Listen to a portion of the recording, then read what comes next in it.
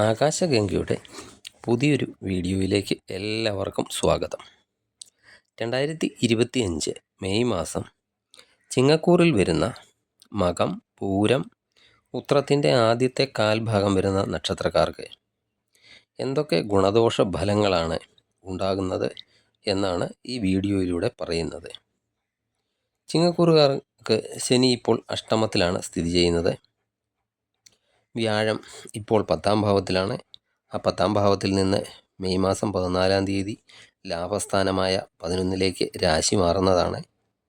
അതുപോലെ രാഹുകേതുക്കൾക്കും ഈ മാസം തന്നെ രാശിമാറ്റമൊക്കെ ഉണ്ടാകുന്നതാണ്. മെയ് മാസത്തിൽ വിവിധ സ്ഥാനങ്ങളിലുള്ള ഗ്രഹങ്ങളുടെ സ്ഥിതിയൊക്കെ അനുസരിച്ച് എന്തൊക്കെ ഫലങ്ങളാണ് ഉണ്ടാകുന്നത് എന്നതിനെപ്പറ്റിയാണ് ഈ വീഡിയോയിലൂടെ പറയുന്നത്. നിങ്ങൾക്ക് ഇപ്പോൾ നടക്കുന്ന ദശാകാലം, അതുപോലെ അപഹാരകാലം ഇവയൊക്കെ നോക്കേണ്ടതാണ്.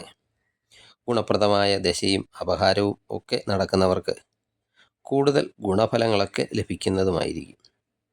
അതുപോലെ മോശം ദശാകാലമൊക്കെ നടക്കുന്നവർ ഏത് ഗ്രഹത്തിൻ്റെ ദശാകാലമാണോ നടക്കുന്നത് ആ ഗ്രഹങ്ങൾക്ക് വേണ്ട പരിഹാര മാർഗങ്ങളൊക്കെ ചെയ്യുന്നത് വളരെ നന്നായിരിക്കും.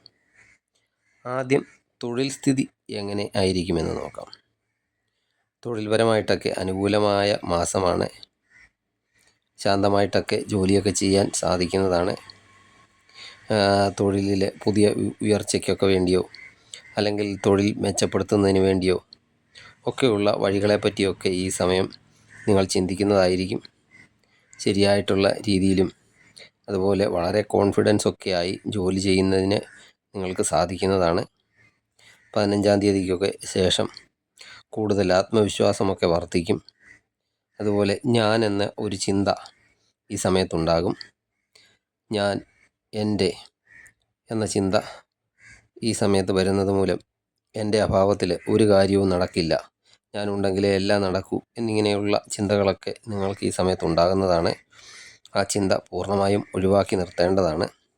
അത് നിങ്ങളുടെ കരിയറിൽ ചിലപ്പോൾ ദോഷം ചെയ്യുന്നതായിരിക്കും. അതുപോലെ രാഷ്ട്രീയപരമായ ഇടപെടലുകൾ പൂർണ്ണമായും തൊഴിലിൻ്റെ ഭാഗത്തു നിന്ന് ഒഴിവാക്കേണ്ടതാണ്. അതുപോലെ മറ്റുള്ളവരുടെയൊക്കെ വാക്കുകൾ മൂലം പല കാര്യങ്ങളിലും നിങ്ങൾക്ക് കൺഫ്യൂഷനുകൾ, സംശയങ്ങളൊക്കെ ഉണ്ടാകും.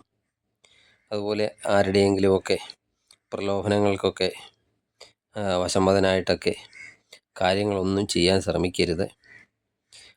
അനാവശ്യമായിട്ട് നടക്കുന്ന കാര്യങ്ങളിലൊന്നും പോയി തലവെച്ച് കൊടുക്കുകയും ചെയ്യരുത്. നിങ്ങൾ വളരെയധികം ശ്രദ്ധിച്ചാൽ തൊഴിൽപരമായ മുന്നേറ്റങ്ങളും അതുമൂലം സാമ്പത്തിക നേട്ടങ്ങളും അതുപോലെ സ്ഥാന നേട്ടങ്ങളും ഒക്കെ നിങ്ങൾക്ക് ഈ മാസം ഉണ്ടാക്കാൻ സാധിക്കുന്നതാണ്. ഇനി ബിസിനസ്സുകാരുടെ അവസ്ഥ എങ്ങനെയായിരിക്കുമെന്ന് നോക്കാം. ബിസിനസ്സുകാർക്ക് അല്പം കൂടുതൽ ശ്രദ്ധയൊക്കെ കൊടുക്കേണ്ട മാസമാണ്. ബിസിനസ്സൊക്കെ കുറച്ച് ഡൗണായിട്ടൊക്കെ ആയിരിക്കും പോകുന്നത്. ബിസിനസ്സിൻ്റെ ആവശ്യങ്ങൾക്ക് വേണ്ടി അനാവശ്യമായ അലച്ചിലുകളെ, അനാവശ്യമായ ചിലവുകളെ ഒക്കെ ഈ സമയത്ത് വർദ്ധിക്കുന്നതായിരിക്കും. കൂടുതൽ എഫേർട്ടൊക്കെ എടുത്ത് പ്രവർത്തിച്ചാൽ മാത്രമേ ബിസിനസ് ഒരുമാതിരി നല്ല രീതിയിലൊക്കെ ഓടിച്ചു കൊണ്ടുപോകാൻ സാധിക്കുകയുള്ളൂ. ഈ സാമ്പത്തിക സ്ഥിതി എങ്ങനെയുണ്ടെന്ന് നോക്കാം.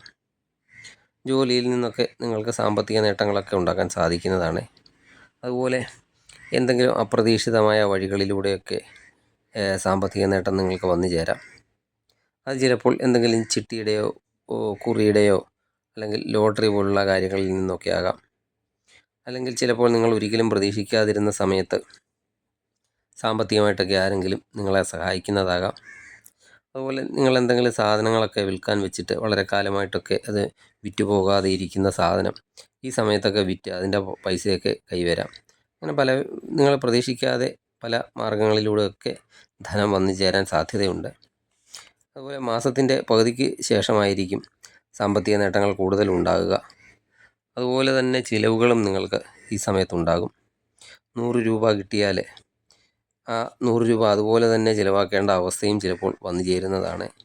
അതുകൊണ്ട് കാര്യങ്ങൾ നോക്കിയും കണ്ടുമൊക്കെ ചെയ്യാൻ ശ്രമിക്കുക. ഇനി വിദ്യാർത്ഥികളുടെ കാര്യം എങ്ങനെയുണ്ടെന്ന് നോക്കാം. മാസത്തിൻ്റെ പകുതി വരെയൊക്കെ ഒരു ആവറേജ് രീതിയിലൊക്കെ പഠനം മുന്നോട്ട് പോകുന്നതാണ്. എന്നാൽ മാസത്തിൻ്റെ പകുതിക്ക് ശേഷം മികച്ച രീതിയിൽ നിങ്ങൾക്ക് പഠനം മുന്നോട്ട് കൊണ്ടുപോകാൻ സാധിക്കുന്നതാണ്. പഠനത്തിലൊക്കെ എന്തെങ്കിലും കൺഫ്യൂഷനുകളെ അല്ലെങ്കിൽ പഠനം സ്റ്റക്കായി നിൽക്കുക, അതുപോലെ എന്നെക്കൊണ്ട് ഈ തുടർന്ന് പഠിച്ചു കൊണ്ടുപോകാൻ സാധിക്കില്ല എന്നിങ്ങനെയൊക്കെ ചിന്തയായിട്ടൊക്കെ ഇരുന്നവർക്ക് മാസത്തിൻ്റെ ഒരു പകുതിക്ക് ശേഷം അപ്രതീക്ഷിതമായിട്ട് അവരുടെ ഈ പ്രശ്നങ്ങളിൽ നിന്ന് ഒക്കെ മാറി പഠനത്തിൽ കൂടുതൽ മുന്നോട്ട് കൊണ്ടുപോകാൻ സാധിക്കുന്നതാണ്. അതുപോലെ എക്സാമിലൊക്കെ നിങ്ങൾ പ്രതീക്ഷിക്കുന്നതിലപ്പുറം ഒരു പ്രകടനമൊക്കെ നിങ്ങൾക്ക് കാഴ്ചവെക്കാനും സാധിക്കുന്നതാണ്.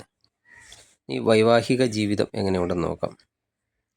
വിവാഹ ജീവിതത്തിൽ പങ്കാളിയോട് ഒരു കാര്യവും മറച്ചു വയ്ക്കാതെ എല്ലാ കാര്യങ്ങളും തുറന്ന് ഒക്കെ സംസാരിക്കേണ്ടതാണ്. അതുപോലെ നിങ്ങളുടെ വിവാഹ ജീവിതം കൂടുതൽ മെച്ചപ്പെട്ടതാകാൻ പല വിട്ടുവീഴ്ചകൾക്കും തയ്യാറാകേണ്ടതാണ്. സുഹൃത്ത് ബന്ധങ്ങളൊക്കെ വീടിന് ഉള്ളിൽ അസ്വസ്ഥത ഉണ്ടാക്കാതിരിക്കാനായിട്ട് ശ്രദ്ധിക്കുക. അതുപോലെ സുഹൃത്തുക്കൾക്ക് നമ്മുടെ കുടുംബത്തേക്കാൾ കൂടുതൽ പരിഗണനയൊക്കെ നൽകാതിരിക്കുക. ചെറിയ ചെറിയ കാര്യങ്ങളിൽ നിങ്ങൾക്ക് രണ്ടുപേർക്കും തെറ്റിദ്ധാരണകളൊക്കെ ഉണ്ടായേക്കാം. അതുപോലെ നിങ്ങൾക്ക് അങ്ങോട്ടും ഇങ്ങോട്ടും പരസ്പരം ദേഷ്യം ഉണ്ടാകുക എന്നിങ്ങനെയുള്ള കാര്യങ്ങളൊക്കെ സംഭവിക്കാം. കുടുംബ പ്രശ്നങ്ങൾ ഇനിയൊന്നും ഇല്ലെങ്കിൽ തന്നെ പങ്കാളിയുടെ ആരോഗ്യകാര്യത്തിൽ എന്തെങ്കിലും ചെറിയ പ്രശ്നങ്ങളൊക്കെ ഉണ്ടാകാം. ഈ എന്തെങ്കിലും ഇൻഫെക്ഷന്, അതുപോലെ അലർജി, തലവേദന ഇങ്ങനെയൊക്കെയുള്ള കാര്യങ്ങൾ ഉണ്ടായേക്കാം. അതിന് വേണ്ട പരിഹാരം എന്താണെന്ന് ഈ വീഡിയോയുടെ അവസാനം പറയുന്നതായിരിക്കും. ഇനി ലവ് റിലേഷനൊക്കെ ഉള്ളവർക്ക് അവരെ സംബന്ധിച്ചിടത്തോളം അവർക്ക് വളരെയധികം അനുകൂലമായ ഒരു മാസമാണ്. മാസത്തിൻ്റെ പകുതിക്ക് ശേഷമായിരിക്കും കൂടുതൽ ലവ് റിലേഷനിൽ കൂടുതൽ ഗുണകരമായിട്ടുള്ള സമയം. ബന്ധത്തിൻ്റെയൊക്കെ ശക്തിയൊക്കെ കൂടുന്നതാണ്. ഇനി ലവ് റിലേഷനൊന്നും ഇല്ലാതിരിക്കുന്നവർക്കാണെങ്കിൽ, ലവ് റിലേഷനൊന്നും ഇല്ലാതെ സിംഗിളായിട്ടൊക്കെ ഇരിക്കുന്നവർക്ക് അവർ പ്രതീക്ഷിക്കാതെ തന്നെ ചിലപ്പോൾ പുതിയ ബന്ധങ്ങളൊക്കെ ലഭിക്കുന്നതാണ്. വളരെയധികം ഗുണപ്രദമാണ് ലവ് റിലേഷൻ. ആരോഗ്യം എങ്ങനെയുണ്ടെന്ന് നോക്കാം. ആരോഗ്യകാര്യത്തിൽ ഈ അപകടകരമായ ജോലിയൊക്കെ ചെയ്യുന്നവർ കൂടുതൽ ശ്രദ്ധയോടെയൊക്കെ ജോലി ചെയ്യേണ്ടതാണ്. പ്രത്യേകിച്ച് വൈദ്യുതി ഉപയോഗിച്ചുകൊണ്ടുള്ള ജോലി, അതുപോലെ തീ കൊണ്ടുള്ള ജോലി, അതുപോലെ ഈ കൂടുതൽ റിസ്ക് എടുത്ത് പൊക്കത്തിലൊക്കെ കയറി നിന്നൊക്കെ ജോലി ചെയ്യുന്നവരൊക്കെ അല്പം സൂക്ഷിക്കേണ്ടതാണ്. അതുപോലെ നിങ്ങൾക്ക് ധാരാളം മാനസിക അസ്വസ്ഥതകളും കൂടുതൽ ഉണ്ടാകുന്നതാണ്. അതുമൂലം പ്രഷറ്, ഷുഗറ് എന്നിങ്ങനെയുള്ള രോഗങ്ങളൊക്കെ ഉള്ളവരാണെങ്കിൽ അതൊക്കെ വർദ്ധിക്കാം. അതൊക്കെ ശ്രദ്ധിക്കേണ്ടതാണ്.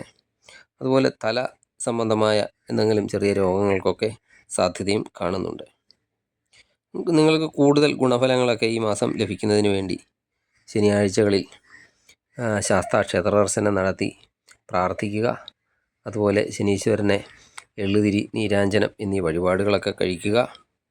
അതുപോലെ പക്കപ്പിറന്നാളിലോ ഒരു ഗണപതി ഹോമം നടത്തുന്നത് വളരെയധികം നന്നായിരിക്കും. നിങ്ങളുടെ മുന്നിലുള്ള തടസ്സങ്ങളൊക്കെ മാറിക്കിട്ടുന്നതാണ്. അതുപോലെ ശിവക്ഷേത്ര ദർശനം കഴിയുന്ന ദിവസങ്ങളിലൊക്കെ നടത്തുക. ശിവന് ധാര, കൂവളമാല എന്നീ വഴിപാടുകൾ കഴിക്കുന്നതും വളരെയധികം ഗുണം ചെയ്യുന്നതാണ്. നിങ്ങൾക്ക് ഈ വീഡിയോ ഇഷ്ടമായാൽ ലൈക്ക് ചെയ്യുക. സബ്സ്ക്രൈബ് ചെയ്യാതെ വീഡിയോ കാണുന്നവരാണെങ്കിൽ ദയവായി സബ്സ്ക്രൈബ് ചെയ്ത് കാണുക. മറ്റൊരു വീഡിയോയുമായി വീണ്ടും കാണാം. നന്ദി, നമസ്കാരം.